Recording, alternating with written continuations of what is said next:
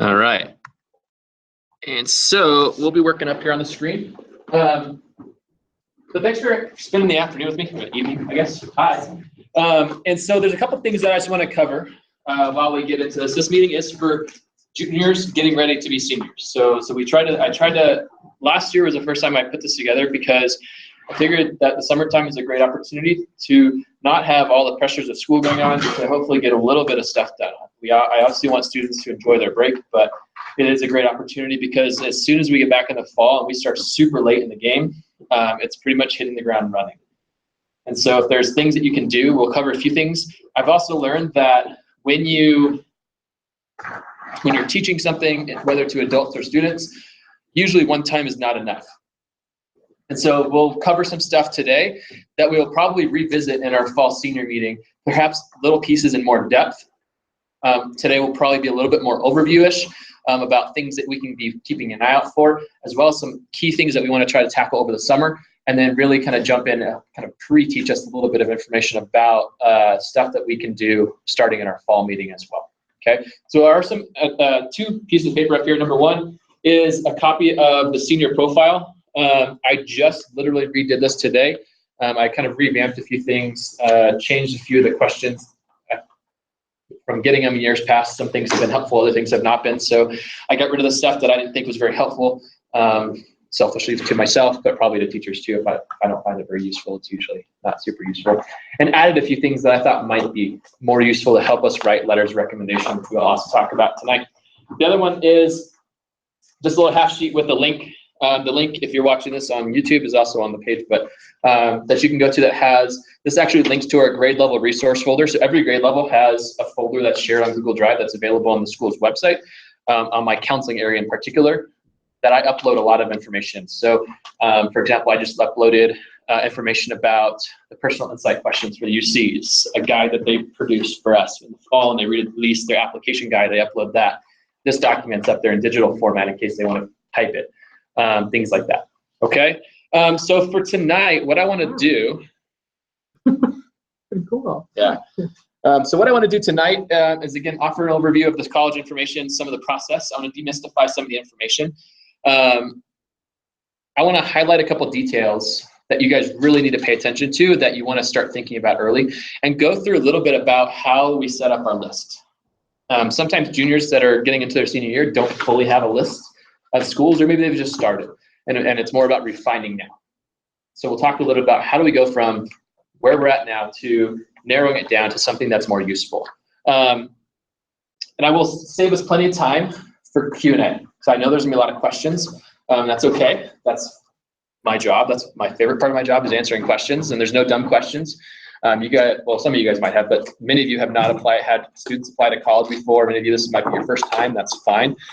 It's a pretty nerve-wracking experience. It's a pretty scary prospect to have a student going through applications, getting ready to drop a bunch of money, having to move maybe across the country or around the world. There's a lot of ifs, ands, or buts about the application process. So we'll work through that. Before we get started, though, I actually want to, let's see if my clicker works. There we go.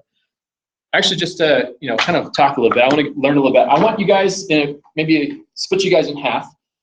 And I'm gonna make you guys talk to each other for just a second, because number one, it's really important that you guys, as a junior incoming senior class, that you guys should know each other, but parents should also know each other, and you guys should use each other as resources as well. If you guys find something out, share it with your colleague, friends, and family members. So I want you to answer two of these questions. Okay, all the questions are up here. So an aha moment in thinking about college, an insight or solution that maybe you found already, something you want to know more about, question that you might have about college, something you don't fully understand, something that you agree with strongly about college, something you learned about college that was particularly interesting, maybe you've gone on a college visit or a trip, or something that you didn't expect as you started planning for college. So I want to give us 1 minute, and everyone might not even share, but just to give us a chance to kind of say hello, and also I'm going to ask for some of those questions, so that might be something that I can answer throughout tonight's presentation. Do you want us to? Yep, so you guys that way? The parents? Nope, kids too. Okay. Yep, all 4 and 4. We're gonna make you. So join the group. So they are talking about answering some of these questions. We're doing this together. Yeah. Oh, yeah.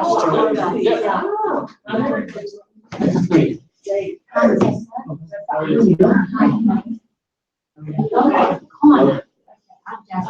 Something you don't totally understand. Okay. So, like an ad movement, is you did a whole bunch of tours at spring break. Like, how different all the dances were and how you did them when the students were there is totally different than when the students are. So I thought that was. Sorry, you want to know how much it costs? Okay, Rose, be your.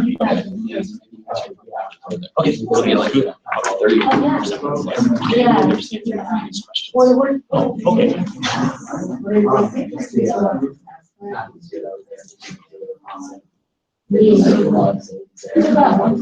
Yeah, where you like put in your. Oh, yeah, I didn't go to mine. Yeah, I've done a little bit of that. It's awesome. But So. yes. Let's take about 15 more seconds, maybe one more person to answer. Just like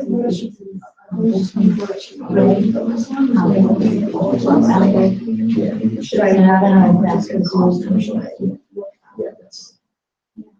or should I focus on the location that I want or the Kind of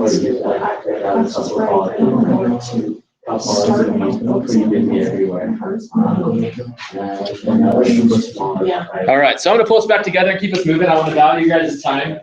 Try to get us out of here before it's too far past dinner time.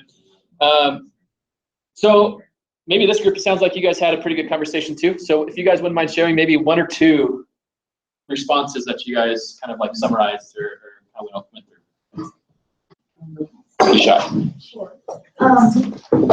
Just like as a student starting to look at colleges, I've always just wondered kind of where to start and what to begin with. Like, should I focus on how much the college is going to cost, or the size of the college, or the location, or if it's even like in my range with my past grades and academics and extracurriculars and everything, like what I should really focus on and how to build from that by the school that I would want to go to. Good question. Anybody else from my group that was like any of these answers? They don't have to be right. Well, I think so we discussed something that we want to know more about, is just how much is it really going to cost? Mm-hmm. Okay. And how to figure that out. The golden question, literally. And what about this group over here? What did you guys come up with? All right, so we talked about the aha moment when we were like looking at colleges, like actually visiting colleges, and how the campus life is like on and off when there's actual school and there's not school, and how the facilities are and how life looks like when it is in session, and how you like the campus and how it feels to you. Okay, good. Anything else? Any dying questions that you really want me to answer or try to? By the way, I don't have all the answers. Okay, just fair warning. But I do have a lot. All right, great. I appreciate that. I just hope that like as you guys go through the senior year that you guys feel free, like your guys' parental friends and friends are all resources. There's a good chance that you guys might have looked into something already and you guys might have more information about a certain school or program than I do because you might have visited and I haven't even been there. So feel free to ask around if you have questions. It's never a bad thing. In this digital resource guide, there's also a few that are printed down in the office, but they're like 40 pages long. So I just leave like 2 or 3 printed down there. But the digital copy is available. There's a college counseling handbook that I put together. I kind of wrote some of it. I pulled together some of it. That it is a kind of a beast to read. But if you give yourself time and break it up, or if you've had it before and kind of read through it, that's a great opportunity. So on the website, there's a PDF version of it. So I highly encourage you to do it. There's a 4-year college version of it, and there's also a 2-year college version of that packet. Secondly is please read your emails, okay? If it hasn't been important in the past, this year going forward, as soon as you hit submit or have any communications with colleges, your email becomes like one of your go-to things. Like you need to check it daily, if not weekly. Okay, so make sure that you are accurately checking it. And one thing that, I mean, I pulled from a college admissions officer. They said pick one email, and I would actually suggest not your school email. Okay, your school email is great, but your school email disappears a year after you graduate. Okay, so it doesn't always go with you. If you have a personal email, okay, use that for your college admissions, things that are outside the school, FAFSA, stuff like that, because then you can take that with you. You have records that you can go back to if anything ever happens after the fact. But just please make sure that it's an appropriate email. Okay, it seems needless to say, but I get tons of emails, and so I talk to a lot of college people, and they always tell me the weirdest things that they get via email. So just please do that. That would be my suggestion there. Clicker doesn't really want to work.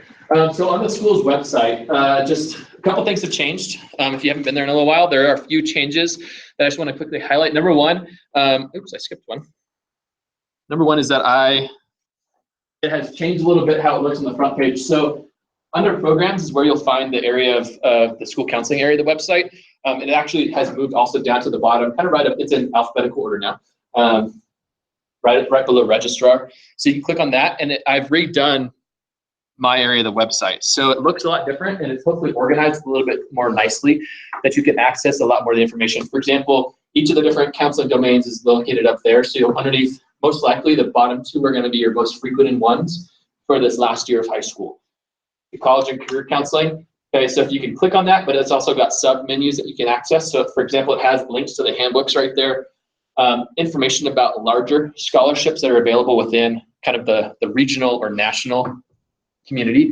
We don't do a ton of like publicizing of those because there's a ton of them. Okay, so we don't like blast out every time McDonald's launches a scholarship or something like that. We do that with our local scholarships, which really come out right around Christmas time of your senior year. So there's not tons of stuff unless you're going to spend time doing that, which we'll talk about, to actually do with financial aid at this point. As well as the resource area down below that, that's where those grade level resource folders are at. And there's a bunch more information you can read up on there as well. So here's a brief overview of what your kind of between now and the end of next year looks like. Okay, just to give you a rough idea, and we'll kind of walk through a little bit of each of those steps. So now in August, so when school starts, well, I guess end of August, is really kind of like your last ditch planning time. Okay, it's your time to kind of pull together all the little pieces that hopefully, if you listen to some of my advice, that you've kind of been working on in small chunks throughout the 3 years prior. Okay, does it mean you have to have everything perfect and in a row? No, but it should be kind of looking much, it should be not like, oh, I guess I'm going to college, I better figure that out. That might start your senior year pretty stressfully. Okay, so you want to definitely have some of those plans in a row. August through December is when the bulk of your applications are going to happen. Okay, both financial aid and college applications. All right, so that's kind of the time frame for that. So you're going to be busy actually filling them out at that point. October 1st is when the FAFSA starts. Okay, this is the second year that will be in what's called prior year financial aid. Okay, what that means is we're actually using, for you guys, it'll be the 2016 financial year. Okay, so you use 2 years prior. So the tax information that you will already have completed, not the one that you're working on submitting that's like that April, that's how it used to be, where like people would submit a guess and then like they'd actually submit their taxes and then have to figure it out later. Now we already have, it actually works out much better. This is our first kind of test year, which they kind of just threw us into it, and it actually worked out really well. So we like it a lot. December through June is when kind of that scholarship time frame happens. Okay, when we're looking at, and when we're looking at financial aid, just to give you a rough breakdown from like this senior year, this senior class. I think we had about 130-ish scholarships that were awarded. And we had 79 seniors, not all of them got scholarships, not all of them applied to college and things like that. Out of those about 130 scholarships that students received and reported to us, there were about 5 that were from outside of our area or outside of their school. Okay, so when I say scholarships, the majority of those scholarships come from right here in our local area, which amounted to about $114,000 total, okay, across probably, I don't know, 50 or 60 different scholarships from our local area. And the rest, which was about $1.9 million, came from their schools. Okay, so those are the two biggest, and those are the merit-based, and there's also the need-based scholarships, which we don't collect any data about. But those are the three key areas when we talk about finances, that money comes to help you pay for college. So we'll break some of those down in just a second as well. And then finally, May 1st, if we're looking at four-year colleges in particular, May 1st every year is what's called National Decision Day. It's going to be the colleges, most four-year colleges, expect that intent to register, okay, or SIR, student intent to register is sometimes what they'll call it, and a deposit, of course, gets placed on or before that date at that school to ensure you have a spot once you've been admitted. Okay, so it is a very important deadline. Many students will actually place that before that. Okay, it's not, you don't have to wait till May 1st. If you wait till after May 1st, you might not actually have a seat anymore, even if they offer you admissions. Okay, because what'll happen is typically they'll see who they get, place a deposit, and then halfway through May into June, they'll actually open it up to their wait list, which if you don't get in the first time, they might place you on a wait list, meaning that they're gonna say, hey, you were very close. We don't wanna tell you no. We're gonna tell you maybe, and we're gonna see who else says yes from our kind of first pool of applicants. Sometimes they'll get a bunch of people that they admit that say no. Okay, a school that wants maybe 5,000 students to come in the fall of their freshman year of college will probably admit close to 20 to 25,000 students, knowing that the majority of those students will probably go elsewhere. Even schools like Harvard, okay, they know that not everybody is going to go to Harvard because students that get in there might get into Yale or Stanford and other places too. Okay, so that's just one thing to keep in mind. So that's kind of like a brief overview of the different events that you'll see happen throughout the year. All right, I'm gonna ditch this thing. So I want to watch this video, and this video is cutesy, but it does, as we talk about college, and in particular the things that we need to narrow down to help us start that application process. I want you to watch this. Not necessarily, I wouldn't say everything is 100% something that I would say is like, I wouldn't use some of these words like the worst colleges and the best colleges, things like that. But think of the bigger perspective of this short 2-minute video that talks about how we sometimes in America look at college, and hopefully helps you open your eyes as we talk about the rest of this evening. I want to just quickly watch this and see how it compares. I found it pretty interesting. We're all told to work hard in school so that we can get into the best colleges or universities and be successful. But does the school you choose actually matter? Take a look at these SAT scores for an average school, which are out of 800, by the way. Those that have the highest SAT scores end up representing over 50% of the people who get degrees at these schools, while the lowest SAT scores only represent around 18% of the people who actually graduate. Not so surprising. But now let's look at a top school like Harvard. Here, the students with the lowest SAT scores are still smarter than the best students at an average school. And yet, when we look at their rate completion, it looks awfully similar. The top students represent just over 50% of people who graduate, while the lower SAT scores represent around 15% of people who actually graduate. Wait, what's going on here? This phenomenon is known as the big fish, little pond effect. Simply put, we compare ourselves not globally, but to our neighbors or people who are in the same boat as we are. As a result, students at top schools compare themselves to their brilliant peers, and if you're in the bottom half of your class, you're likely to have feelings of inadequacy, even though compared to the rest of the world, you're at the top. Who do you think has a higher incidence of suicide? People who live in developed countries that declare themselves as very happy, like Switzerland, Denmark, and Canada, or those which describe themselves as unhappy, like Italy, Greece, and Spain? The happy countries. If you're depressed, but everyone around you is also unhappy, you may think of yourself as normal, as opposed to being stuck around people who are happier than you. Similarly, if you're very intelligent at an elite school, you may end up being a little fish in a very big pond. And feeling as though you're at the bottom impacts your confidence and ultimately your motivation. Need more statistics? 50% of US students in STEM programs drop out in the first or second year of school. But for every 10-point decrease in the school's average SAT score, degree completion rises by 2%.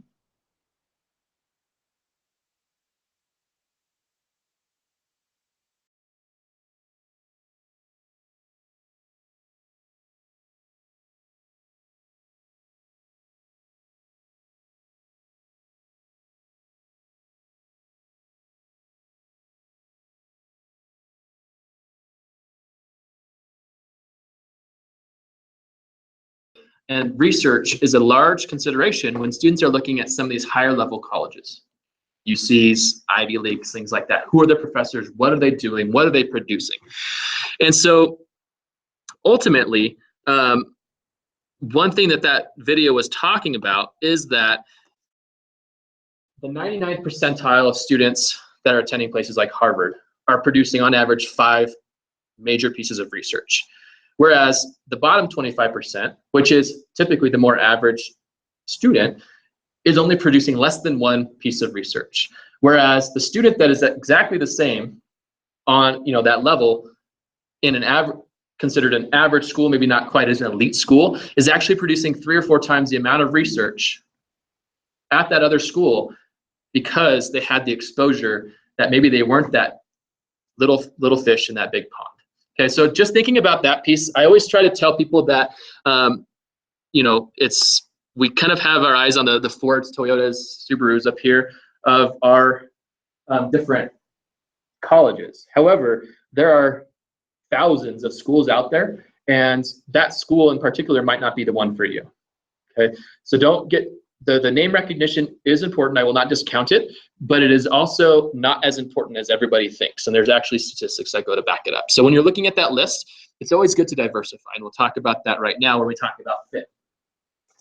So fit, we talked about fit. We probably talked about it a little bit at your ILP meetings and stuff like that. But just a reminder, and this is a rough guideline. Okay, so this might not fit every student. This is just a rough idea for when we're looking at that college list and actually finalizing things. This is what we're looking for. Okay. Do I have enough schools? Every year, I always have a couple students that apply to one school. Boy, did I tell them you got lucky, or you were very confident, either one. But nothing is a for sure thing in the world of college admissions. You could have a perfect SAT score and get denied to schools. I've seen it happen. Okay, so ultimately, just making sure that you have a couple things, not putting all of your eggs into one basket, will be super, super crucial to ensure that you have choice, because that's the goal. The end goal is actually not that you get into one school, it's that you get into several, because you want a couple choices. Do I have the right schools? And that's kind of what Bryce was asking about, was about what do I look at? What determines what is the right school?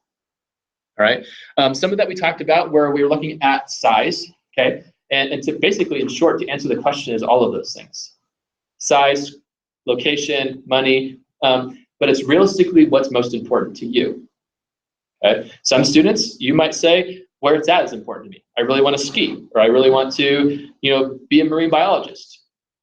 Going to school in Ohio might not be your best school for being a marine biologist. Like yours, right? The whole North Coast. What do you mean? Well, maybe like being in Monterey is your thing. Okay, so that's one thing. Finances is another thing. So that's another big implication.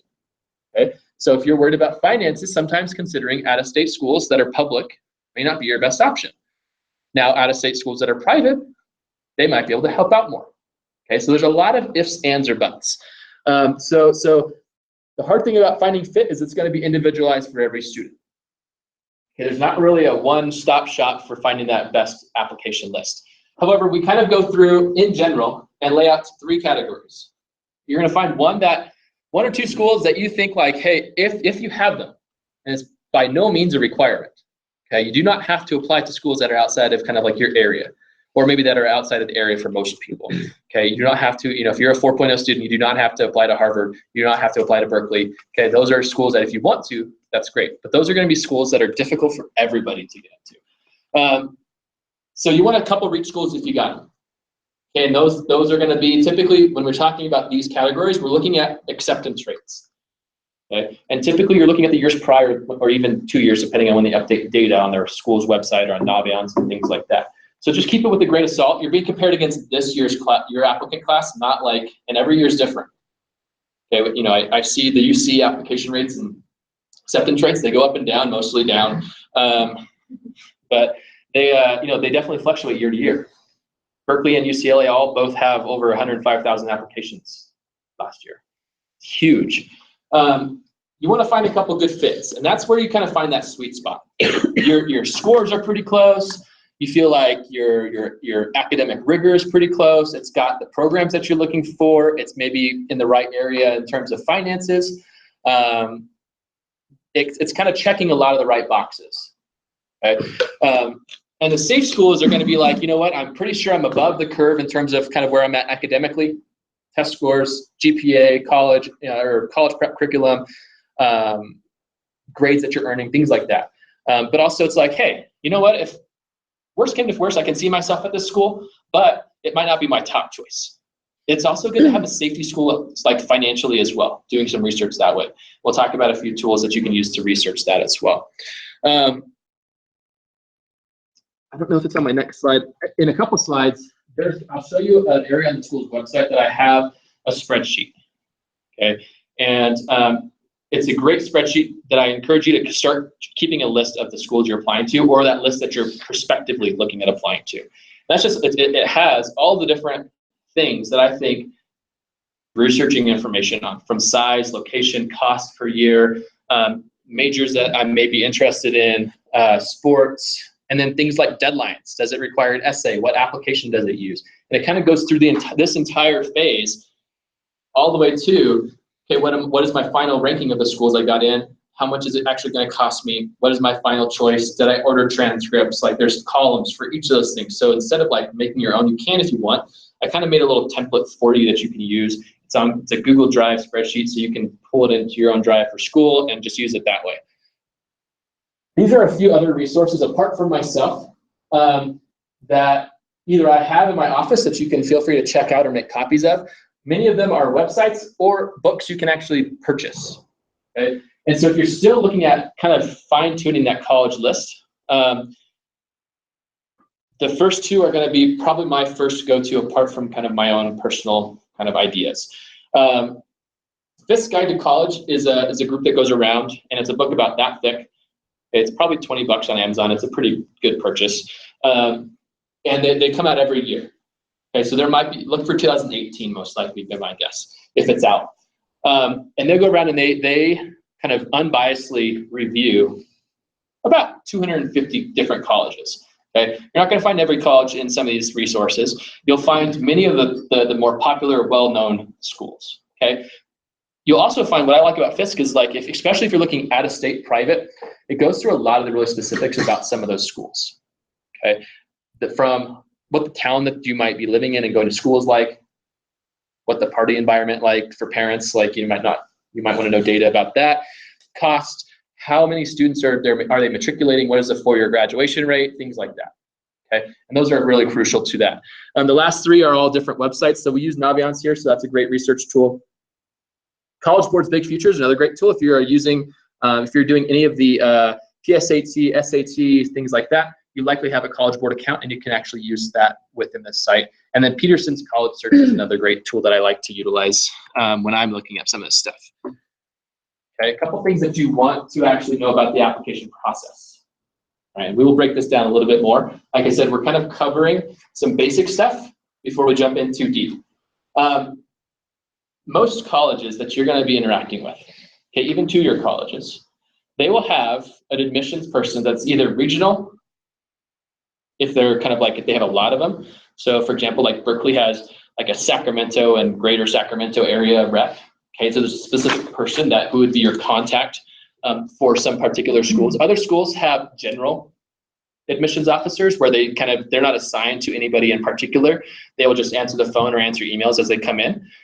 They also have states. So sometimes when we got East Coast schools, they're not many times super represented by maybe West Coast folks. They don't have someone dedicated to just LA. They might have someone dedicated to the entire state of California. Okay, and so that is someone just to know about. As you're getting that list, get on their website. You can even give them a call. Okay? And getting the name and email is important. Okay, many times you're not going to really find very easily them accessible via phone. Ask some of my seniors who tried calling Berkeley this year. Literally, the message on the phone was, "We're sorry, due to high call volumes, we are unable to take your call. Please call back." And it hangs up on you, like no joke. And so it is very important. Email is kind of the mode of communication when we're talking college for most things. Okay. What I told freshmen in one of their email communication tools lessons, that email does not necessarily imply urgency though. Okay, so if there is something that is super urgent, like you are up against the deadline, you need a piece of information in 12 hours, you're gonna have to try to get through on the phone. Most likely that email will not get there in time. So just know that piece. Some of you guys said you guys have visited colleges. The visit is one of the biggest things I think really makes a difference in students choosing where they might want to go. Naturally, due to finances, time, where they're at, you might not be able to visit every single school. But I highly encourage you guys, if you guys have a couple that are on your top of your list, it's the biggest make or break, I think. I've had students that either make that list, that's their top choice because they visited, or like they totally nix it off their whole list because they visited. And both are crucial tools that you're going to want to understand. Recommendations. Okay, so let's talk just a minute about recommendations. So again, recommendations are not going to be required for every college. Typically, and we'll look at the different college application types, I think on the next slide. But typically when you're looking at out-of-states, privates, and pretty much anyone on the Common App, okay, which is about almost getting up there to 600 schools now, they're typically going to be requiring a letter of recommendation, okay, in a couple different ways. So almost all of the Common App, I'm going to venture to say all of them, are going to require a letter of recommendation from me, plus a school report, okay? So that's pretty much a blanket. Pretty much anybody applying to Common App is going to need to ask me for a letter of recommendation. Okay, so I send that. I'm really good at writing them. But we do have a process. Most of the Common App schools are going to require you to also have teacher primarily and or potentially other outside recommenders. Okay, and what that means is you're going to probably need at least one, maybe two. Some schools have up to like 3 people that you need to have write you a pretty solid letter of recommendation as part of that application process. Okay, so we do have a process for that. It starts with your senior profile, which is this piece of paper. Okay, and so it kind of goes through, why do I need to do this on the front? If you don't want to read that in a nutshell, this, as much as we like your students, we don't know everything about your students. Okay, and in order to write a good letter of recommendation, I need to know some pretty specific details. I also want to know more about you outside of school, because the letter of recommendation is not just about things that you do here, but it's almost like a character reference. Okay, so if you're applying to a job, it's your character reference to the college. This is, excuse me, this in the essay, in general, unless you're doing like an interview or a fly-in or something like that, those 2 things are your 2 ways to personalize your application and actually give it life. Everything else, it's piece of paper, transcript, application data, phone numbers, things like that. Okay, it's stuff that you are a piece of paper and a number until they get to a letter of recommendation and or essays and or interview. Okay, so it is a crucial component of many of, especially the competitive four-year applications, but many four-year apps that you're going to be a part of. Okay, so giving thought into this, spending time on your senior profile typically does pay off because it lets us write a better recommendation letter for you. Okay, there are a couple things. So yes, you can start this over the summer. Yes, this is available digitally. So you can type on this, and some of you need to type on this because I can't read your, maybe not people here, but I can't read handwriting sometimes. I'm like, I don't even know what this says. Like, can you explain this to me? But it is that you can download a Word doc to type on it. And your teachers and myself will ask for this before I even agree to write you a letter. Okay, so please just, and you don't have to like you just make copies of it. You don't have to write like 5 different ones. Okay, so just write one. Big thing is going to be planning. Okay, with your letters of recommendation. Okay, this year, you guys have a smaller class coming through. There's less than 70 of you, I think, right now. But the planning component is big. Like I said, I write letters of recommendation for each school, each student that's applying that requires it. Okay, as long as I can write you one. And at the bottom it says no teacher is required to write you one. Okay, so we do, and I have told students, no, I'm sorry, I can't write you one, because I refuse to write a bad one. That's number one. I won't write a bad letter of recommendation. Okay. If I can't write you a good one, then it's actually better for you not to have one from me and not to have one from a teacher that maybe can't write, super, super, super great things about you. Okay. College reps read enough of them that they can read between the lines. Okay. And so we don't want any reading between the lines. Okay. So if for some reason I ever tell a student no, I'll usually say, I'm sorry, I can't write you one. I don't feel like I know you well enough. Like you've come and asked me for a schedule change once, and that's the only time I saw you. Like, I don't really know enough to write you a solid letter of recommendation. I feel like it actually potentially hurt your application rather than help. So in those cases, many times you can ask a different teacher, but for me, that requires one from me. I typically offer, hey, you know what? If there's someone else that you feel like can represent you a little bit differently or better, that maybe knows you a little bit better, I'm very happy. My only requirement is I get to read it before I sign my name to it. Okay, so that's my big thing. You do need to give it 2 weeks, bare minimum. I can't tell you how many times I get an email. Hey, Mr. Ream, I need a letter of recommendation. I'll email back. Okay, when? Noon. And it's like 9. Okay. These are not easy things to write. Okay, I've gotten, like I said, pretty good at them. Usually takes me about an hour. Okay, if I have everything I need. Okay, and sometimes I have to go verify information because I want to send accurate stuff. Takes me about an hour or so, sometimes more, maybe a few times less, but usually about an hour. Teachers, 2 or 3 hours usually. They don't write as many as I do. They're not quite as used to it. And some of them write really, really long ones, which is sometimes good, sometimes not. But they have, and there's usually a few that are very popular. Okay, so you can probably think about who those people might be. If you have a particular teacher that you might want to request, I don't think you need to go request them right now, but very early in the fall, you just might want to say, hey, Miss So-and-so, hey, Mr. So-and-so, I'm gonna be applying to college. I would just really, really appreciate it. I feel like I've got a connection with you. I feel like you know who I am as a student, as a person. I would appreciate it if you would write me a letter of recommendation. If you agree, I'd be happy to give you my senior profile and a list of schools that I'm applying to with a couple deadlines.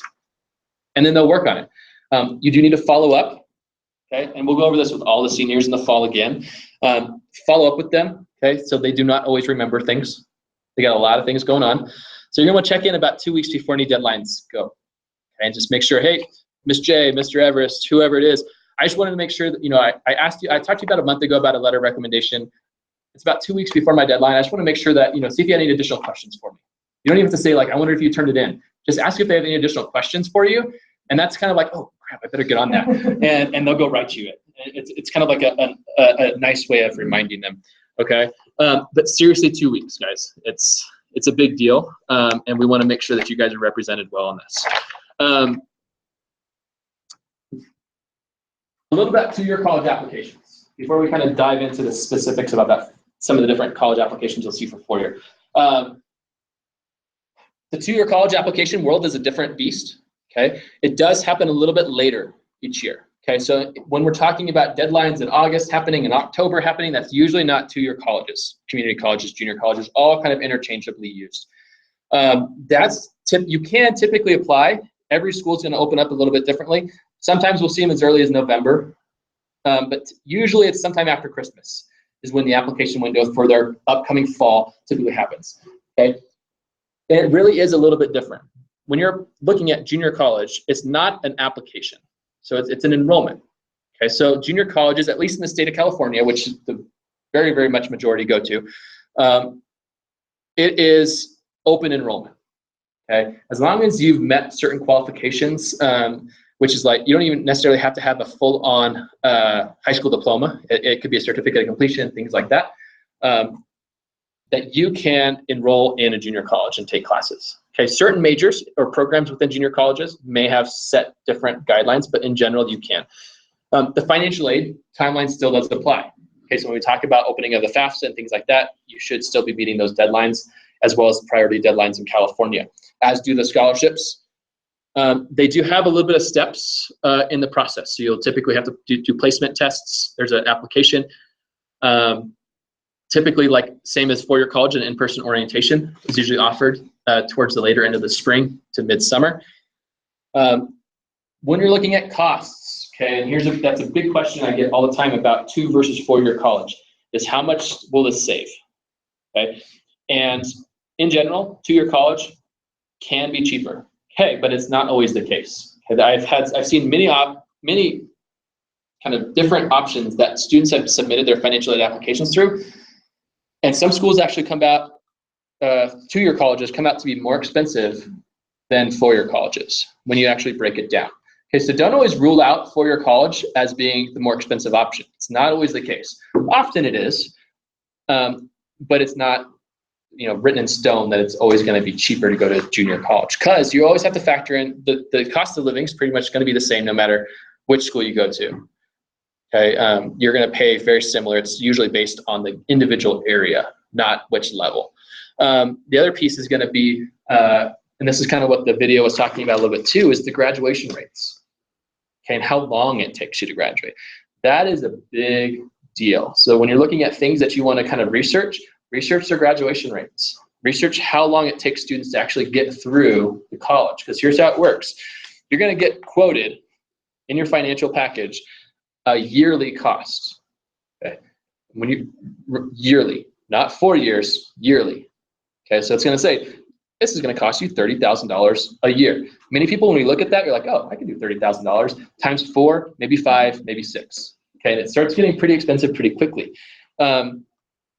So that's just something you really want to kind of understand, is that it's yearly. The other piece is, I forget where I was going with that.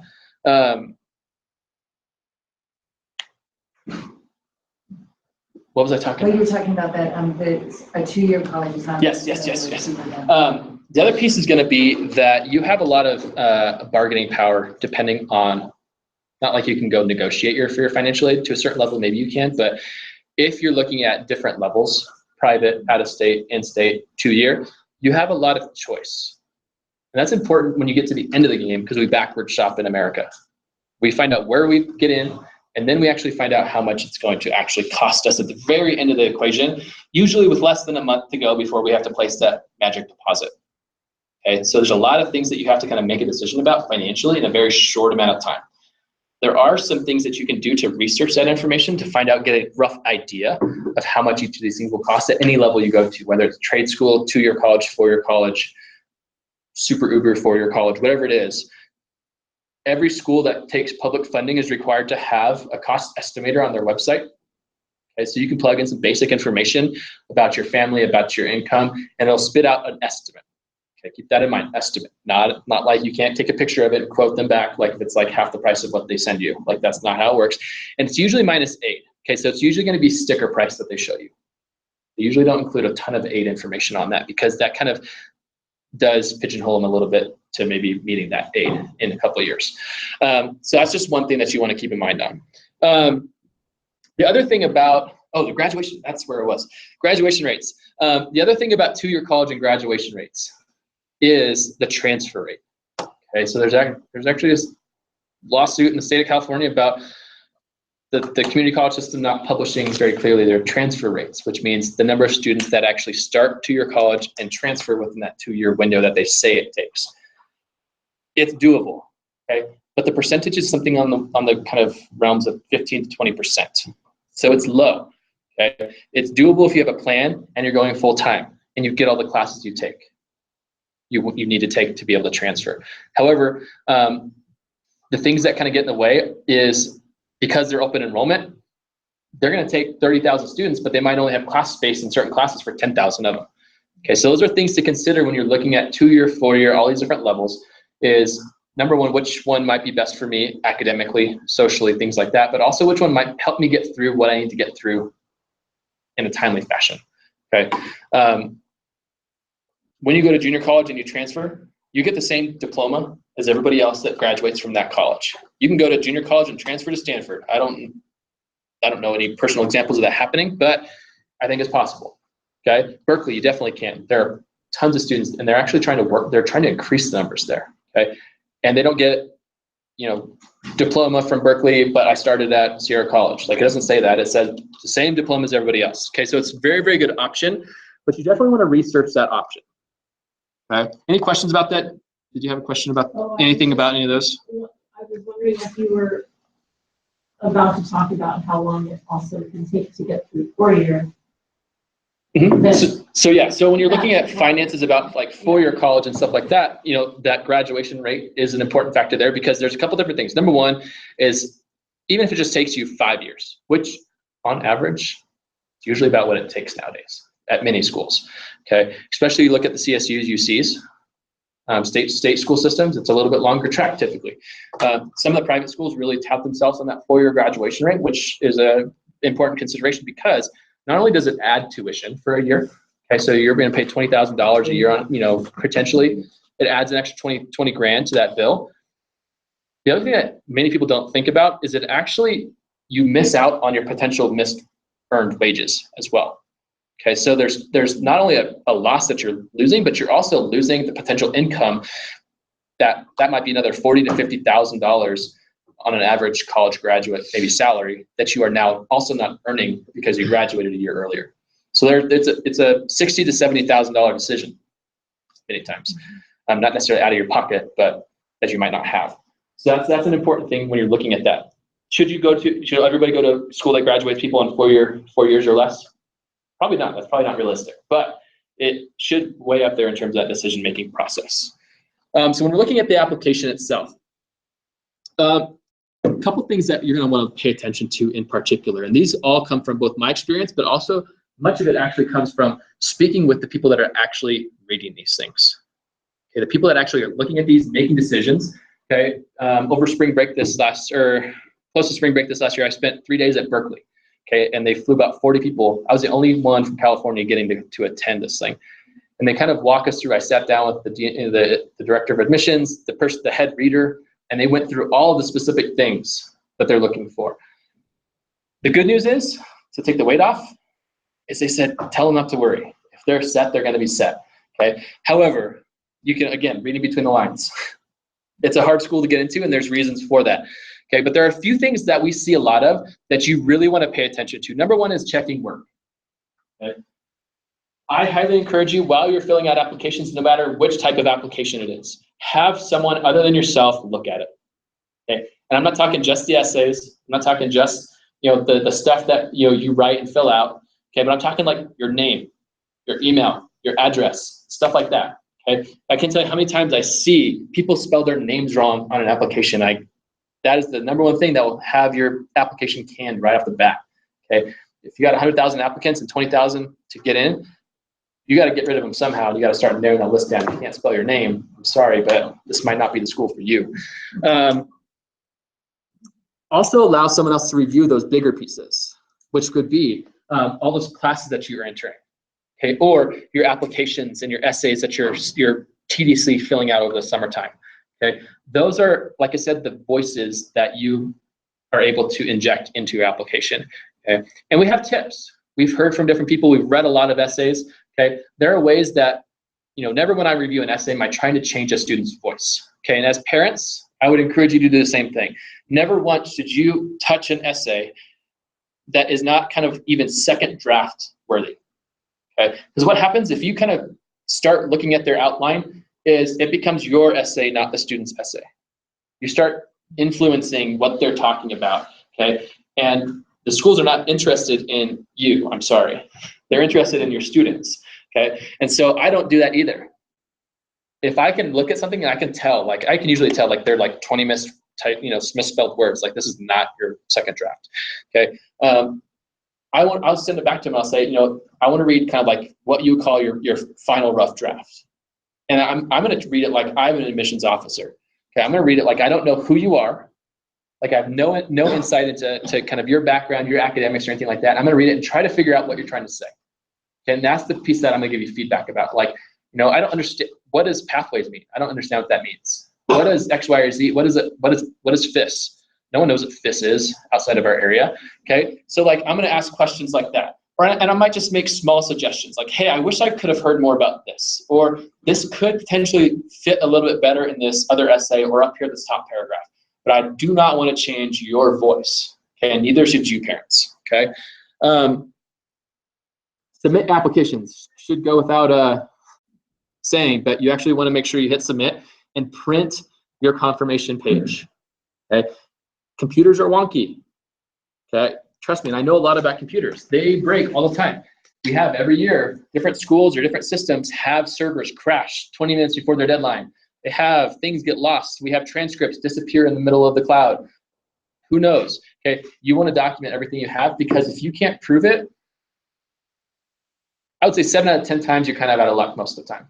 No matter how much we beg, plead, and borrow, like you're usually kind of stuck without an answer. Transcripts we'll kind of cover at a later date. We won't do that. And then keep focus. Okay, so you want to make sure that you have a goal and objective. A lot of times when we read essays, applications, they kind of are meandering. Okay, you should have, think of it like a marketing campaign. You're marketing yourself in your application. How many marketing campaigns, if you watch TV or the news or Super Bowl, that kind of stuff, I don't know, Super Bowl's kind of getting weird now, but that like have like one message here, one message here, one message there, and they're trying to sell 5 different things. Not many. They usually have a very specific message, even sometimes between commercials or marketing campaigns. They have something that is consistent across the board. Okay, think about that about yourself. As a college applicant, what can you bring to the table? Who are you? What are your big selling points as a student or as a person or as a young man or woman? Okay, that should be evident all across your application. Okay, I should be able to look at all different sections and see, hey, she's an athlete, she's an athlete, she's an athlete, which is great, but also she is involved in her community. Here's her leadership, things like that, that all tie together, but can show the different aspects of who you are through that lens. So these are some of the different types of applications, and there's a few key ones. Okay, in particular, the first 2 and the second to last one. Okay, those are the 3 that we'll typically see the most of. There's a whole bunch of other ones out there, but the common application is increasingly becoming more and more used, and for good reason. It's common, and when I say common application, I'm talking big C, big A. Okay, it's a title. Okay, the UC and CSU apps are technically common applications, little c, little a. Not an organization, but they are just an application that are all lumped together. Okay, but the Common App has it might be over 600 now. When I started, it was about 500. They add about 50 a year, it seems like. And so the nice thing about that is if you're applying to a lot of out-of-state schools or a lot of private schools, and a lot of them are on the Common App, you can do a lot of the work and have it spread across all of your applications. Each school will probably have individual components of the application, but it saves you a lot of time, energy, work, and tracking. So I highly encourage, if you have a number that are on Common App, go that route. It's usually easier. School-specific applications are going to be, for example, like Montana State. They have a school-specific application, meaning it's not going to be a part of the UC app. It's not going to be part of the Common App. Okay, they're going to have that individual thing. If you're applying to like all CSUs and UCs and you have one out-of-state school, okay, and it has the Common App and a state-specific app, for example, because they do that, it might actually be easier to do the state or the school-specific application versus the whole Common App process. Okay, so just look at that. Yeah, and I'm happy to game plan with you guys in terms of your application, but again, it'll be individual based on each of you guys. Then finally, the UC app and CSU app. Okay, there are 2 different applications for the 2 different systems, but again, they're all lumped together. So for the UC app, you're going to fill out one application. You're going to tick off, well, hopefully you don't tick them off, but you're going to check off the different applications that you want to apply to. Pay your $70 a pop, and all those applications go out. Okay, so it's actually, once you do the work for one, you know, especially, so you do get, you know, if you're on free or reduced lunch as well, you do get 4 applications at each of those state school systems. Okay, if you're not on free and reduced, sorry, it's 55 or $70 a pop, I believe. So, but if you are, and you're going to already apply to one UC, might as well apply to 4. Okay, because it's free. If it's not free, you know, budget yourself. But the CSUs, okay, same thing. You're going to fill it out once, and when you're filling out the CSU app, you're going to want to fill it out one time and complete one entire school and submit it. Okay, the next time you log back in and add another school to the list, it's going to populate everything that you just filled out because they're all the same. There's no essay, there's no writing, it's just information. Okay, so the CSU is the most easy app you'll fill out. It's about 30 minutes probably. Okay, and then once over by me and once over by a parent, you're good to go. There's no writing. Okay, so it's really, really simple. The UCs are a little bit more in depth. Okay, you're gonna, excuse me, you're going to have to answer some personal insight questions. There are now 7 available, and you have to answer 4 of them. They're very open-ended, and I believe, if I'm remembering correctly, you have 250 words to answer each of them. Okay, so you have less than 1,000 words to tell everything about yourself on 4 really open-ended questions. Okay, the Common App, you're going to have writing component as well. Okay, the Common App will have 1 essay that you'll fill out, and I believe it's 650 words or less. But there are, I believe, 7 or 8 different prompts that you'll be able to choose from as well. Specific schools, though, depending on the school, they have what's called a writing supplement. Okay, and that's going to be additional writing prompts. Sometimes they're only like 200 words. Sometimes they're like a full 5-paragraph essay. That once you add the school to their Common App account, it'll show you the writing prompts. Okay, so you'll be able to see some of those. So that's just something to keep in mind. Is like you might have written all your stuff and then you haven't added the college. And you're like, yes, I'm done. You add college and it's like, nope, you're not done. You have to write me 3 more essays.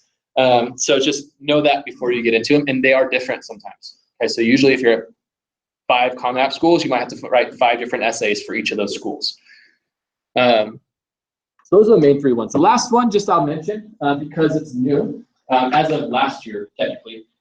We didn't have any applications last year, but I want to mention it every year because there are a few schools that are only on this application, and it's new and it's wonky, and I don't know a ton about it. Okay, so it's called the Coalition App.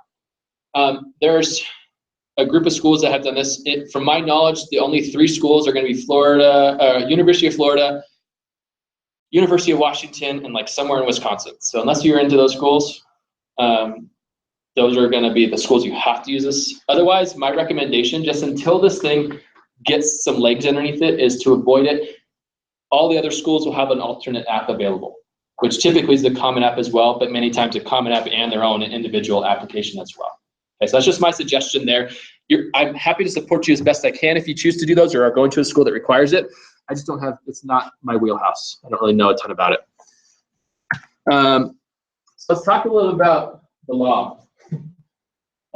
So not to scare you, but to hopefully inform you. There are some schools out there that you'll find that have a couple different types, not types, but well, it is types. Application, I guess timelines is a better word, or categories that they fall underneath. Okay, and again, most likely, most of these programs that are going to be restrictive are going to be your private schools. You don't see a ton of public schools doing many of the other things other than rolling and regular decision. Okay, so we'll go through each of them. So on the far left of the screen, what you'll see is our most standard type of college admissions process. Okay, it's called regular decision. Okay, that's what most people think of when they think of college applications. You're going to have a window of time to submit an application. When the window closes, usually later in the school year, you're going to have another 2 or 3 months, and we'll tell you how it works. Okay, you can do that to as many colleges as you want, and then at the end of the game, you pick one. Okay, that's regular decision in a nutshell. It's not binding. There's no rules about like you can apply to 7 of them, not go to any of them. Okay, the next one is rolling admissions. Okay, Montana State is a great example of rolling admissions. Okay, so if any of you guys are going to apply to Montana State, be ready for a decision in like 2 weeks. It's like that. So if you want to feel good about yourself, apply there, and they'll likely admit you, and they'll tell you good job, and it's a good way to like motivate yourself for some of the denials that might be coming down the road. So rolling admissions, it's great because they actually and typically you see this at schools that are less attended or don't have like a population issue. Many times the admissions process that's selective is because they get this many applications and they have room for this much. Rolling admissions, they probably get this many applications, they have room for this much.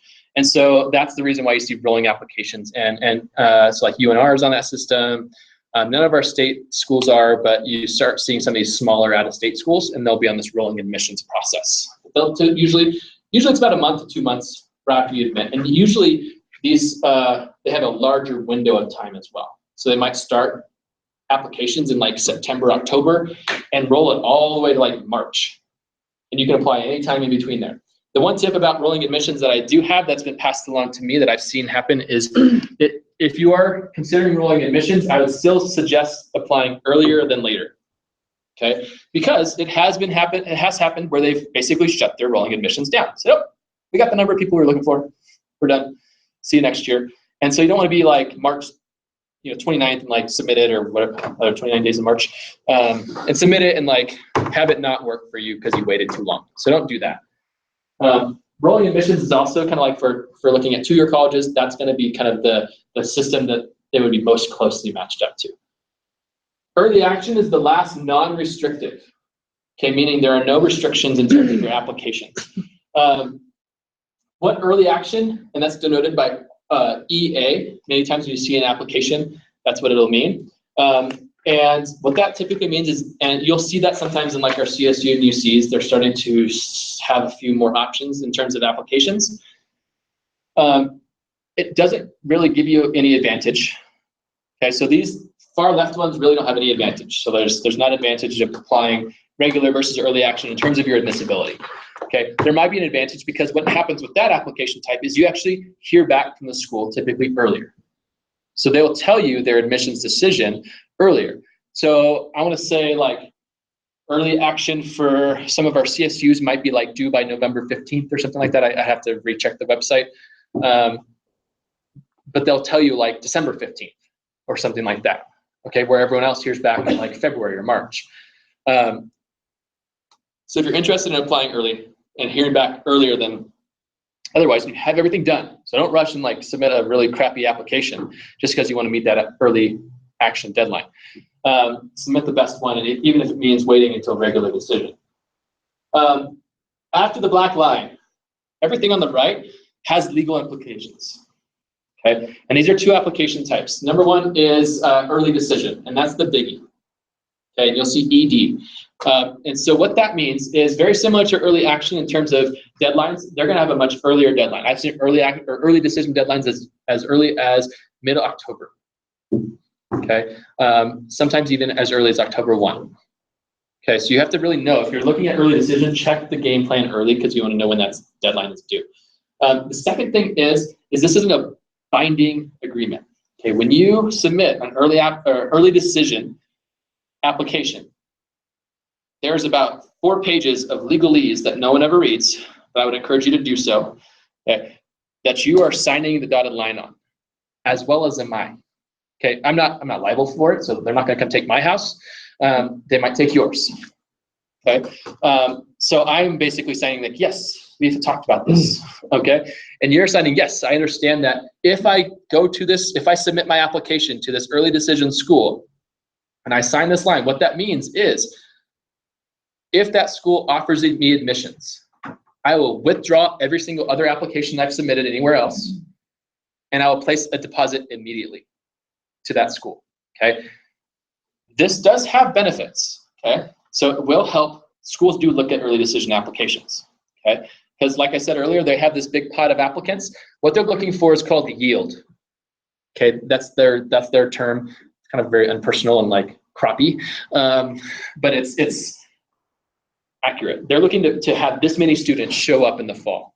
Okay, and they guess, they have it down to a science, but it's ultimately a guess. So they say if we're looking for a yield of 5,000 students, looking historically, how many students do we need to admit? Okay, and so they could admit 30,000 students looking for 5,000, but then what happens if only 3,000 come? They're firing professors, they're not building that brand new building, the rec center's not getting refurbished, the football team gets dissolved, all kinds of stuff happens. Okay, so like, and all the admissions people get fired. That's pretty much what happens. Okay, if they over-enroll, what happens there? Okay, they might have more money. Where's everyone going to sleep? How are we going to give all these classes? All these different types of other things, bad things happen. So it really is a very fine-tuned science. Okay, so when they're looking at this, what they're going to say is, all right, we're looking for this number of students, and we have 1,000 students that submitted early decision applications. Let's review those students. Okay, so we have 800 of them that really meet our mark, 400 of those students that we think we would like to admit right away. So they admit 400 of those students. Those are 400 guaranteed filled seats. So their yield just shrunk by 400 or more. Okay, it's all relative. Okay, and so that is why that does play into the things. So if you're applying early decision, number one, you better be sure that's your top choice school. Number two, you better be sure you can pay for it out of pocket. Okay, that you typically are applying early decision completely blind. You will not know your financial aid package for like 6 months after you submit this application. because you're going to get your financial aid award letter typically, well, it's a little bit earlier now, but it's still not super reassuring. January through June-ish, okay, depending on when you submit. Okay, so there's no incentive for them to offer you a ton of money if you've already signed a dotted line, okay? There's not any type of law that says you have to offer these amounts of money unless you qualify for need-based aid. So that's the only kind of thing that's guaranteed to come from schools. Merit aid, nope. But you can get it. Like, I'm not saying just don't count on it, and like, you better have a backup plan, okay? But it does really play into it. Restrictive early action is very similar, except they limit, and you can only apply one school early decision, by the way. Not 2 or 3 schools, just one. So you have to be very picky. Restrictive early action is not as legally binding as early decision, but you can only apply to one school restrictive early action. Okay, and they'll go through all these little things when you're filling out your application saying, are you sure you want to apply early decision? Are you really sure you want to apply early decision? But really do read some of those things, because they will come after you. Well, I've never seen it happen, but I've heard rumors. They will come after you for tuition if you kind of pull out and don't have The student or the parent? both. Really? Yeah. So you're signing an agreement like, hey, we're coming. If for some reason, typically it only happens like if for some reason they didn't meet their numbers, they're like, hey, the students said they were coming, they're not coming anymore. We need to make up our money somehow. We're going to come after you for $30,000 because you kind of cheated us out of that. So just be careful with that. That's my word of warning and advice. So a couple things about kind of my role in this process. And so one good piece of really good news I'm excited about is we will have a new 9th grade counselor coming in who'll be working with 8th and 9th graders. So that frees up a chunk of my time to really help focus on 10th through 12th graders, which in the beginning of the school year really is 12th graders. Okay? So I will have a lot more time to hopefully sit down and help you guys brainstorm. The big thing that I really need from students is you guys to come to me with questions. Like, that is my job. That's what this is my favorite part of the job. I love the college part. But sometimes, like, I feel like students are too afraid to ask questions because they think it's dumb or think I'm busy and stuff like that. Don't just come, you might need to set an appointment. I might be busy in certain times of the year, but that's what I want you to do. Ask me questions like, hey, Mr. Ng, can you look at my email that I'm gonna send to the submission officer? Sure. Can you read my essay and give me comments? Sure. Can you review my application? Sure. Can you help me with my list? Sure. Okay, just come and ask. That's what I'm looking for. Okay. Again, hopefully not like 12 hours before anything's due, but relatively close. I do like to answer questions. I have a lot of resources. Again, I'm not the expert in everything, but I do have a lot of connections. So I do have a lot of things that we need to know. And then the last thing is really helping people troubleshoot. Okay, this process will likely not be seamless for you. Okay, there's very high likelihood that something will go wrong. Okay, on anybody's part, my part, your part, students' part, college's part, federal government's part, whatever it might be, something might fall through the cracks. Okay, and so our job is also trying to help you guys figure out what went wrong, how to fix it, things like that. Okay, so don't be afraid to ask if you need help. Naviance Family Connection will be important as you go through next year as well. So you guys will be asked to utilize that. One change from years prior, which we're going to be doing this year, is we will not be using the recommendation system in Naviance this year. Doesn't really mean anything to you guys, but if you had other students, that's what we've done. You'll be using the recommendation system for Common App within Common App itself. We're kind of taking a year off, trying it, comparing and contrasting the two different pros and cons of both sides to see which one we're going to be most happy with and which is better for students and counselors and teachers. We can go through that. Financial aid. The college is extremely expensive. Okay, apart from buying a house, maybe a car, I don't know. But definitely a house, especially up here. This will probably be the most expensive thing you'll buy ever. Okay, it usually is. And especially for you teenagers, it's going to be the most expensive thing you'll buy for quite a while. Okay, I kind of make an offhanded joke that my black gown that I wear to graduation every year cost me $60,000. It's my most expensive piece of clothing. Okay, but really it's the degree that comes with it. Okay, the time you spend in college and also kind of what you grow. So it's not just the degree; it's everything that you come out of that college experience with. Okay, that might be friends, it might be a spouse. That happened for me. Okay, so it might be a lot of different things. The really important thing for both students and parents I think you're better at this than students, is please be realistic about the finances. Okay, we talked about it early in years prior about having that conversation about, here's realistically what our family can afford, okay? And, you know, like I said, you're not gonna necessarily find out the exact amounts until later on in the equation, but like I said, you can also get on the website and get an estimate. Right? If they tell you, hey, it's gonna be an extra $20,000 we weren't planning on, apart from maybe our financial aid that we might get from the FAFSA, you guys might have to have a tough conversation, or at least add a few other options to that list and see what happens, okay? But trust me when I tell you, it's much easier, parents and students, to have that conversation early before they get all excited about, I got in. And then you have to tell them, unless you're gonna take out $50,000 in loans every year, you can't make this one happen and have them be devastated. Okay, because I will tell you, that's one of the saddest things to watch, is see a student work so hard to get into a school that they really want to go to and have it be too expensive or out of their reach to make happen. Okay, so just have that realistic conversation early so that they know going into it, like, hey, we still want you to apply. Don't have them not apply. Still have them apply to that school, but just have them go in knowing that, you know what, if this comes out financially kind of not able to make happen, I'll be okay with that. Here's my kind of maybe my second plan if that's not the case. Okay. Get an estimate. I've talked to you a little about that. For the FAFSA, so the FAFSA stands for the Free Application for Federal Student Aid, FAFSA. Okay, and that's the government's application for financial aid. That's all typically need-based, but a lot of the merit-based aid requires that information as well. Okay, so that is something that you're going to want to just know. We will cover more of that. I have a specific financial aid night that goes through about an hour's worth of financial aid stuff in the fall. Okay. Too much to go through now. We'll do it right after it opens. So it opens October 1st. However, one thing that you want to start thinking about is you will need what's called an FSA ID. Okay? So that is something that you guys can take care of now. Both parents and students will need that. And then it has taken in the past couple of days to get processed. But if you just have it, that could be on a summer checklist of things to do.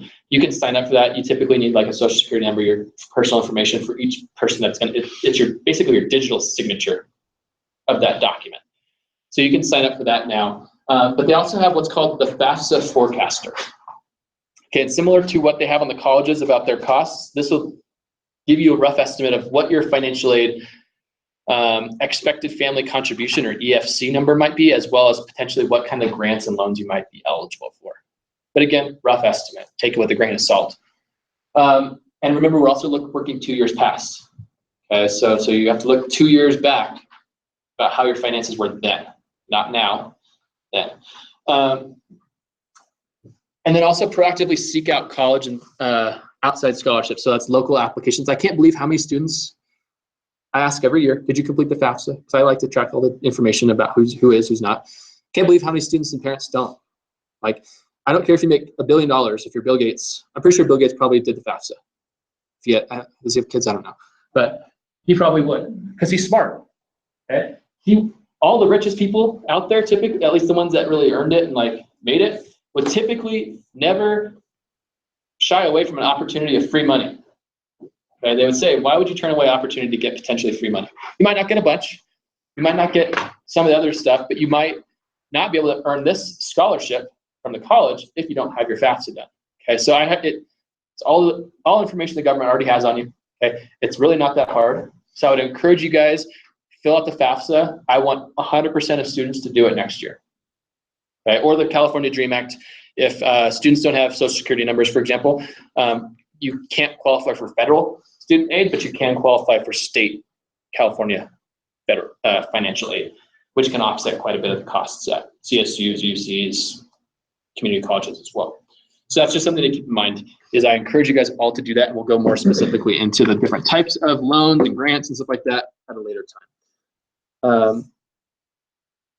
Don't be afraid to ask any questions, both of me, but also of the colleges. Okay, colleges have specific financial aid departments. That's their whole job, is to figure out how we're going to pay for this thing. Okay, and they have an incentive to helping. Like, even if they can be like, oh yeah, we can find another $2,000 a student work study or something like that, they will gladly do that, because it's really not money out of their pocket, and still have you come and enroll. Okay, so typically when you're looking at an offer, which we'll talk about that other meeting, you do want to look at it. I wouldn't say you can go negotiate it, but if there's issues that are like, hey, you know what, we're $5,000 short. We can make this work if we had $5,000 coming from somewhere else. Give them a call. The worst they can tell you is no, or potentially that mean message that says hang up and call back later. But the worst they can tell you is like, we can't make that happen. And then you have a decision, like it's pretty much made for you. You might not be able to make that school happen. But sometimes they can actually figure things out. They might be able to rework something. They might be able to ask more clarifying questions that maybe you didn't know you qualified for this. They might know of a couple scholarships that happen through their departments that are not public. They have kind of like, sometimes they have like discretional slush funds that different departments can get divvy out for some of their more needy or qualified students. So they're all different ways. The FAFSA is a yearly process. Okay, so it was something that you'll fill it out yearly. The first year is the hardest. After that, it's just kind of updating stuff.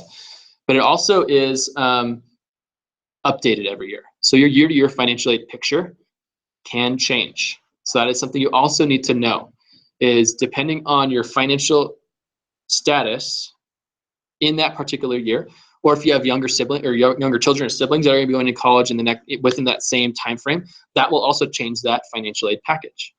If you have 2 kids in college, you're going to qualify for more than just one, and things like that. Deadlines do matter in all of this process. Okay, and I mean that in the most red, underlined, bolded sense. Okay, I harp on deadlines here, and it's not just because I'm stickler to them, but it's also because like I know that when we get to this phase, if I don't do it in 9th grade, we're gonna have many people be late. Okay, and where I am smart and I build in buffer zones to my deadlines many times, these people do not. 12:01 a.m. on December 1st, your application is not submitted to CSUs or UCs, you're out of luck completely. They won't even talk to you about it. Okay, so be very observant of that piece. Make your time manage well. Okay, so you want to keep track of what you're doing. Set up that spreadsheet. Set up a timeline as well. Use that calendar to your advantage. Okay, if you have a list of schools, put all their deadlines in, and then put another deadline in for like a week before that to say, please submit my application. Okay, give yourself a couple of reminders, and really game plan it out. I mean, I have, for example, in my work, it's not just a college skill; it's a life skill. If you're going to be working, you have to learn how to manage your time, and I try to teach students how to do this all the time. But I have most of my major events for next year, for example, already on my calendar, so I know when they're going to be. Okay, do the same thing for your senior year, and you'll be super less stressed than you would be otherwise. Okay, do check your email and then communicate. Okay, if you are having trouble, please ask. Okay, again, I talk to students who are graduating. I'm like, oh, how'd all your applications go? They're like, oh, I didn't actually end up finishing that. I was like, why? Well, I didn't know X, Y, or Z things. And I was like, I know those things. Okay, and they never came and asked about it. Okay, I don't have any way to track your applications, like where you're at, where you're stuck. Okay, so that's where the communication piece for students and parents really comes into play. Parents, you might get stuck on the FAFSA. Or just one other thing to write down about financial aid for, I want to say it's less than 120 schools. Many of your top highly selective, very expensive schools. They also have what's called the CSS profile before I jump off of financial aid. The CSS profile is a College Board application that goes much more in depth into your financial situation. Okay, so some schools, we're talking like Harvard, Stanford, places like that, they're going to ask for both the FAFSA and the CSS profile. Okay. My comparison, my analogy is the FAFSA is like your real estate agent. Okay, they're going to come by and be like, yeah, that looks like a very nice bay window. You got a really cool view, nice trees. I'll say it's probably about $500,000. Okay, that is the FAFSA. The CSS profile is the home inspector that comes back later. They're going to go lift up the carpet. They're going to go check for termites. They're going to check for rot and mold and everything else underneath the rugs that you didn't think anybody would be able to see. Okay. It's way more in depth, and it's usually way early in the process. So if you guys are, if you just look up CSS profile schools, you can see the list. And if one of those lists are on your list, keep that in mind and have that word in mind for the fall.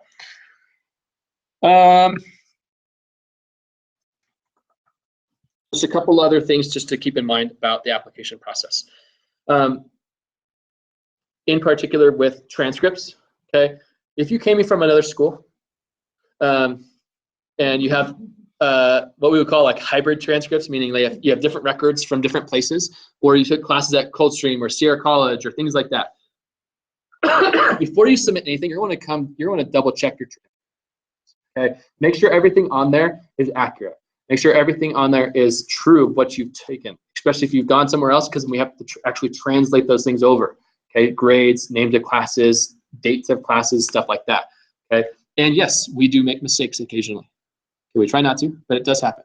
So having a couple eyes, and you want to make sure that's accurate. It's much easier to fix that before you submit anything than trying to go back after you've submitted something with an error on it and have us try to kind of pick up the pieces as we go. Okay, so please do that. That might be a good summer activity after grades post in next Monday. In terms of financial aid as well, for the guys out there, I heard rumors that they were going to require the females to do it too, but I don't have any official things yet. To be eligible for federal financial aid as well, you do have to register for the selective service. Okay, so that is something that you'll need to do to be eligible to complete the FAFSA and receive money. Okay, so that's another thing. Lastly on this slide is NCAA. So if you have an athlete that's going to be competing at the Division I or Division II level, okay, there is a process that you do need to do, the NCAA clearinghouse or eligibility center. And typically you start that during your junior year. So if you haven't done that yet, I would suggest getting on there, completing information that's not super lengthy. And then basically what it requires of us is once you've registered on the eligibility center, I upload a transcript after your junior year, I upload a transcript after you graduated, and you send all your test scores. Okay, so that's required to be eligible to participate in NCAA Division I and Division II athletics. Okay, it is not something that I track. Okay, so I'm just giving you guys a heads up. I do not track who is and who's not. Like, that's something that I inform you guys, and then if you guys are, we don't have enough students that really pursue that very, very deeply, at least at the D1, D2 level. And so it's not something that's really, really feasible to keep a really close eye on. But we do remind you guys a couple times a year to please do that. I do check, I have a portal that I can check that has the information about the students who are registered. So that's my checklist. Okay, but please, if you're looking at any of those two levels, Division III does not need that. And basically what they're trying to do is ensure that you've met all the NCAA coursework requirements to become eligible as a freshman. Okay, more information you can find on the NCAA website, and I have a link with a picture at the end. SAT, if you haven't taken those for four-year colleges, that's very important. Continue that. There is a new summer-ish fall test date for the ACT and SAT. So August, I believe, and July, if I'm remembering right. July ACT, August SAT, I think. So before you guys get back, if you guys wanted to continue, most schools will shut off the testing window around December. So check with your specific school, but that's usually a pretty golden rule, is they'll take up through to December test date as kind of like the admissions tests for that window, and you can take any of them in between. Kind of talked about most of that. So here is a quick summer checklist. All this spreadsheet or this presentation will be available on that resource folder if you want to click any links and stuff like that at a later time. The only change on here is going to be the website for the clearinghouse. They changed the name of it and the website as well. You just type in NCAA Eligibility Center to Google. It's the first link that pops up. So there's a couple different things that you can do. We kind of hit the main things. The last things that I will go through and just mention is with the essays, that is a wonderful summer opportunity. Okay, start working on those two things if you have essays that are required. The other thing that you might want to think about doing is, in particular, if you're doing the common application, you can create an account. Okay. The only thing that will happen is you're not going to want to add any colleges at this point. You're going to create an account, and typically, I forget what the question is. It's about what year you're going to be applying for, I believe, and that will trigger your rollover. Okay, so between July 24th and August 1st, the Common App will close. So when you see it broken or not working, don't freak out if you get on there. Okay, in that window of time, it will roll over in the new year, the new application year, and then you can go do anything you want to after that period. But you can start that now. You can start filling stuff out. You can start typing up the essays. You can also find all the essay prompts for both the UCs and the general Common App essays online as well. You just Google 17, 18 Common App essays. They're all available. That's a great summer opportunity.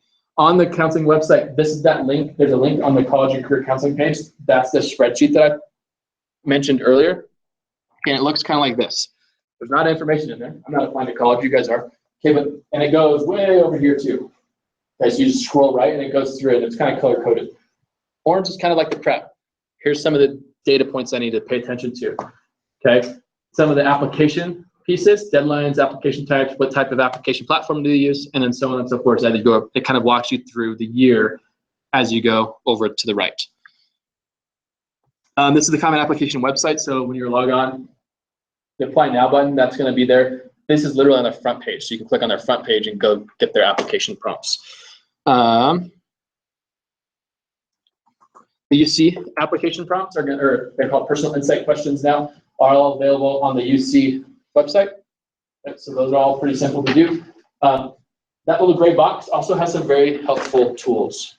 Right? So there's a worksheet. It's actually in the resource folder as well, but it's also available to download here. That helps you brainstorm. Okay, the UC's prepared it, so it's got to be good. They kind of like helping you along there, as well as writing tips and techniques. Okay, they're going to cover some very important things for you.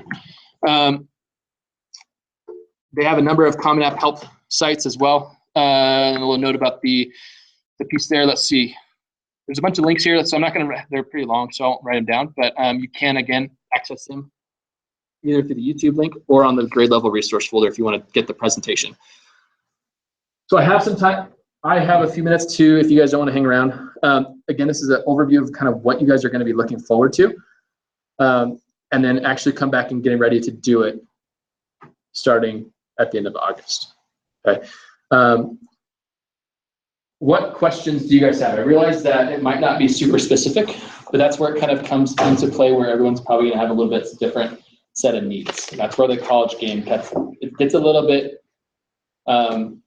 sometimes frustrating for everybody because like everyone kind of has a very specific kind of area that they're coming from or specific thing that they're looking for.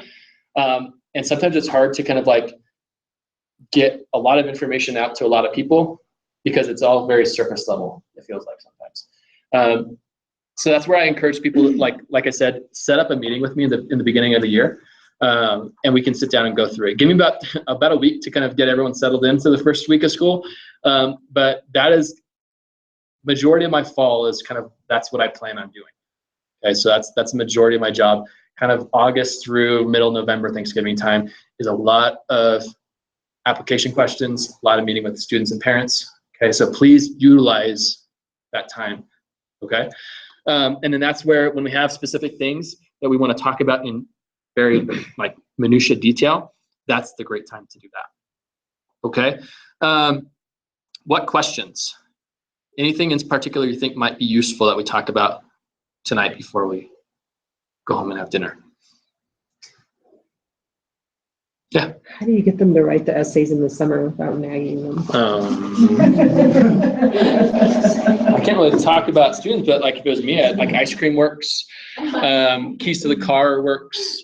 Like I kind of joke, but like don't. It's usually not good to do punitive stuff like write your essay or else. But it's really more about like, okay, what would you rather do? Like, would you rather not have a life for the whole fall, or like spread some of that out? Okay, and is that like the essays? I would not suggest spending hours and hours on the essays over the summertime.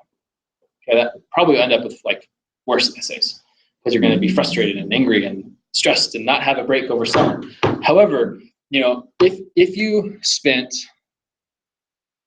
2 hours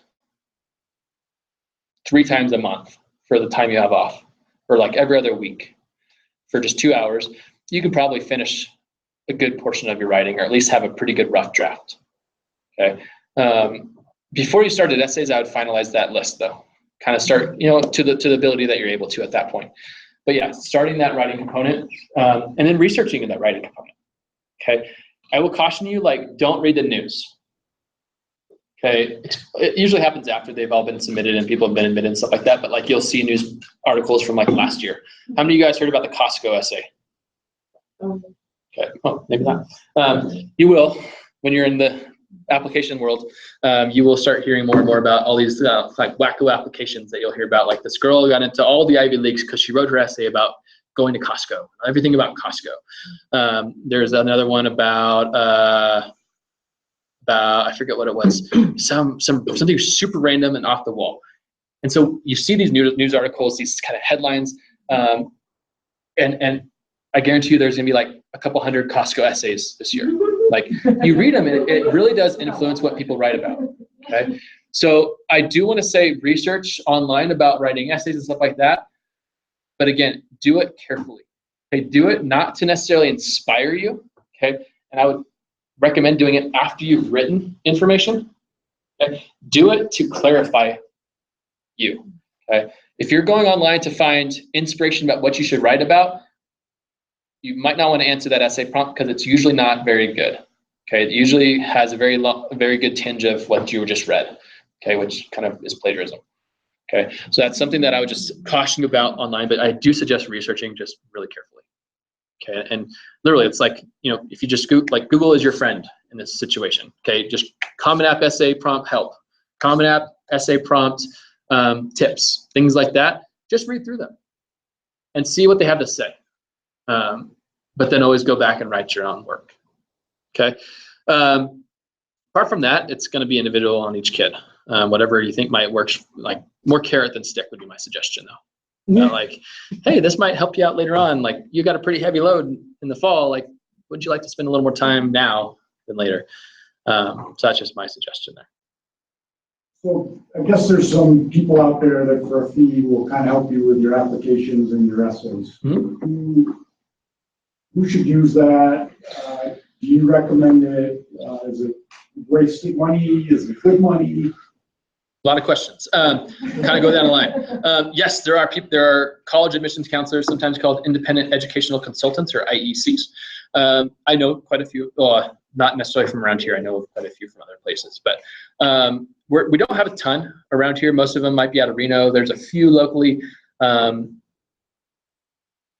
I can either endorse or not endorse them. However, the benefits, so there's costs, so that some of them are rather pricey. Other ones are more affordable potentially. So if my kind of lens on the individual educational consultant is if you or the student feels like they need someone to meet with them once or twice a week and review stuff once or twice a week with them, you probably need to hire an individual educational consultant or college advisor. Like that's just not going to be feasible for me to sit down with them weekly for an hour to review their stuff. Like that's just not really kind of my availability for that. But you know, like from what I found, most students can navigate the process about 90% of the way. And they really just need a few nudges and kind of guidance through there. Okay. And what I've seen, what I would just caution, like they're great, they're really supportive. There are some out there that are pretty horrible, but I don't think many locally that I would caution against. Like, and I would tell you if there are some people I've had in the past that have really not, there have been a few that they've left, that I would really just say don't go to this person because they're unethical, they're not very good, stuff like that. But in general, like I haven't heard anything about negatives. The big piece that I would just caution about seeking that out is going to be, you have to, just like with researching online, you have to be very careful because they're usually very good, but oftentimes can help, they almost enable a sense of laziness in students where you have to use it right and you have to know what you're using it for. Sometimes parents or students or families or whoever it might be will hire a college advisor to basically do their applications for them. And some of them do. The good ones won't. The good ones will say, no, that's not my job. My job is to help you. And so you know, you kind of know what you're going into looking for. And maybe setting boundaries, if you were looking at that, would be a good idea prior to hiring someone and kind of interview, like really meet with the people and figure out what their kind of expectations, what their standards are, what they think about X, Y, or Z things. That would be my suggestion. So they can be positive, they can be useful, but it's really whether or not you think you might need it. Yeah. Do they have time in the fall during the pathways that they work on? Sometimes. So I do RTI workshops in the fall. So in the RTI periods in the mornings. So I have like, those are things that are already on my calendar. So like we'll have like a UC workshop and we'll bust through some UC application information. We'll have a CSU workshop. We'll bust through those. We'll go through essay writing workshop about here's some good things to know, kind of in like 45-minute digestible increments that are kind of like spread out throughout that fall. But in general, they'll have some pathways time, not a ton, but in general, it's usually after school or during like lunch or things like that. So yeah, you will have to kind of look at your fall commitments because it will be busy at times. Like you'll have to, and you might have to sacrifice at times. Like, you know what, I really wanted to go to this concert on Saturday, but my college application's not done. So maybe I need to pick to do that instead. And just know that it's only for a period of time. Usually it's over by Thanksgiving. But then other things get up and, you know. But yeah, but just remember, this is kind of like what many students have been working for. So just look at it less of like a chore and more of like, you know what, I have the opportunity to determine what the next step in my life looks like. And if I want it to look as I hope it looks, it's going to take a lot of work. And so that's the big piece that they have to really realize. It's like, you know what, I've seen the results of students who you can tell, even I just reading through some of the information, who spent half an hour on it and who spent 3 weeks on it. It's pretty clear. And if I can tell, you can definitely tell people that have read tens of thousands of applications can very easily tell. So it's not wasted time. And that's why starting a little bit earlier and spreading that pain out a little bit can sometimes alleviate that fall stress. Just a little bit. They've done 90% of the work, classwork. Yep. And then you'll waste that extra 10% Yep. by only doing 1% of the. Senioritis is a real disease. They mentioned it at graduation and it's no joke. Like it's not diagnosable, but it's pretty close. And there are a number of students that do. You know, they'll have A's and B's through their junior year, pull a couple C's, even a D, and they just work themselves out of a college application in their senior year. Senior year does matter, by the way. So like those grades that you have and the classes you have in senior year does matter. And many times it might not matter until June, after you've admitted, after you paid deposit, and they might take it back if you don't hold up your end of the bargain. So don't be Debbie Downer, but it can happen. Any other questions? It is also very much fun, so I don't want to end on a negative note. It is a great year, so I encourage you guys as parents and students, enjoy it, okay? You want to be serious, but you also want to not take it so seriously that you're like, you know, not a fun person to be around, okay? If you schedule yourself, if you plan it out, you will have a good senior year. If you don't, you will probably be in my office crying, okay? Guys too. It happens every year. So seriously, do what you can now to get a few things started, and then we'll roll into the fall. In the first couple of weeks, we'll have a meeting where we'll get some more specific information or a recap of the stuff, and likely you guys might have some more additional questions, and we'll go over some more deadlines and stuff like that. So it's a big info year coming up, just fair warning. Okay, so you might get tired of me. Any other questions? Otherwise, thanks and have a great evening. Thank you. Yeah.